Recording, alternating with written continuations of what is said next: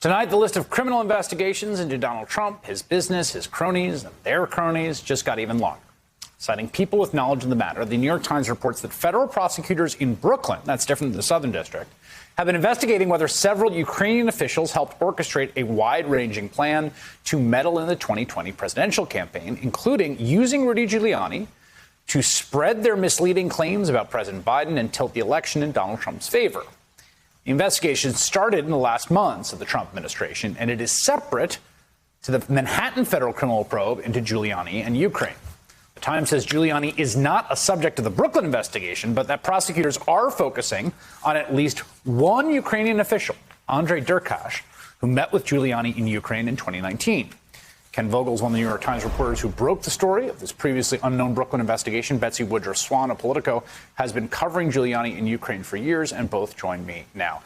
Ken, let me start with you. What can you tell us about this investigation and why it's in the Eastern District and why it appears to be separate from the Southern District investigation into Giuliani himself? Yeah, it's a bit of a puzzle as to why it's not being handled by the same prosecutors who have been investigating Giuliani, because, of course, there's so many overlaps and sort of entanglements between these two investigations, including the same cast of Ukrainian characters. The sort of central character of which is, as you pointed out, is this guy, Andrei Derkach, who the U.S. Treasury Department sanctioned, and in their announcement of the sanctions, branded him as an active Russian agent for more than a decade. And so what we think they're looking at here is, what we know that they're looking at is the effort of Derkach and some of his associates to sort of funnel disinformation into the political discourse in the run-up to the 2020 election, intended to damage Joe Biden and to help Donald Trump. What crimes may be in play and what statutes they may be potentially charged with, we don't necessarily know, but we can look to sort of recent past precedent and see that since Mueller, we've seen a number of charges, a number of Russians charged with election interference under statutes related to defrauding the United States government. That could be a guide. Also, there could potentially be a FARA liability for them if they were somehow conspiring with someone, potentially even Rudy Giuliani, to evade FARA. We know that the investigation of Rudy Giuliani is about FARA and evading the Foreign Agents Registration Act, potentially. Some of the folks with whom he worked may have potentially been a party to an effort to evade FARA, so that could be another potential criminal liability for these Ukrainians. Yeah, I want to just emphasize something you said about Derkach. It was the U.S. Treasury in September of 2020, so this is under the Trump administration, putting sanctions on him and calling him an active Russian agent for over a decade. This is not like the Biden folks came in and, they cleaned house and said this. Like, this was in September 2020 under the Trump administration.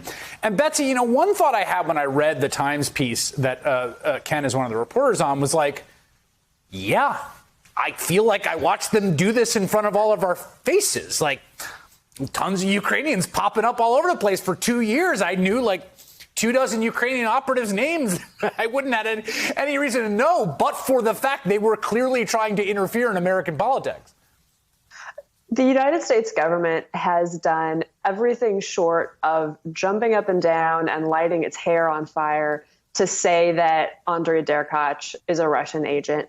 Derkach literally went to KGB school in Moscow. Shortly before the 2020 election, the U.S. intelligence community did something which is kind of, or perhaps literally unprecedented. They put out a statement saying, hey, everyone, foreigners are trying to meddle in our election. And the only individual person who they named in that unprecedented statement was Andrei Derkach here. Right. Literally the only one. They said, hey, guys, this is the person that you need to be paying attention to. He's been very public facing. He's been very open about communicating with Americans and trying to influence the discourse here. I've messaged with Derkach multiple times over Telegram. He's very accessible and very focused on sending his message to Americans through the media and through other means. And what we see here, of course, in this case with Giuliani is that he made himself available. He had all sorts of things that he wanted the mayor to get through to Americans. And in this case, in real time, in a way that's very unusual, the U.S. government said, guess what, guys? this guy's a Russian agent. So it's not shocking. It's certainly newsworthy, but it's not at all shocking that the Justice Department would now be on the same page as the Treasury Department and the intelligence community, and Lord knows how many other alphabet soup U.S. agencies that have been watching this guy and saying, good Lord. Ken, do you have a sense of how advanced things are in that Eastern District investigation? Well, we know, in fact, Betsy has reported that Andrei Artemenko, a guy who helped set up Rudy Giuliani's meeting, another Ukrainian former parliamentarian who helped set up Rudy Giuliani's meeting in Kiev with Andrei Derkach, has been talking to the FBI. We also understand from other reporting that others who were sort of in this circle have talked to the FBI. I can reveal here something not in our story, that Andrei Teleshenko, another Andrei who was also involved with Rudy Giuliani in helping arrange this trip, has also talked to the FBI, though it's unclear if that was part of the investigation, the investigation into these Ukrainians. But certainly he fits into this category of Ukrainians who helped Rudy Giuliani gather information, dirt on the Bidens, helped him arrange this trip to Kiev and to Budapest, during which he met with Ukrainian prosecutors and with Derkach, and then was subsequently sanctioned. There are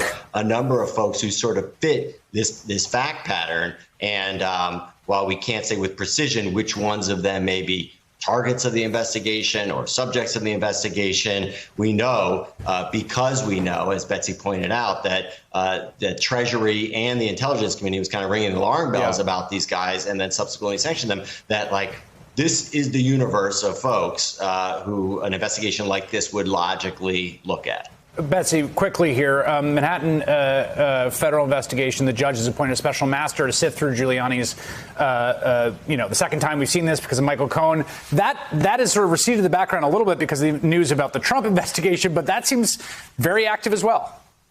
Yeah, no question. It's certainly something that is very important, an important priority for the Southern District of New York. That investigation seems to be moving full speed ahead. Of course, it appears that it was on ice over the window of time leading up to the 2020 U.S. election. But now that election is over, now that there's new leaders at the Justice Department, there's a lot of interesting stuff coming out of Main Justice in the Southern District. We expect more on this front.